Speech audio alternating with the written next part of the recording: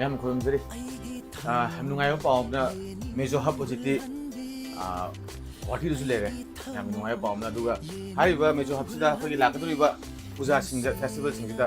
15% नत्रगा 20% जो उबो मै मत मत मत लेपकनि डिस्काउंट पिगी दुरी अदना फगी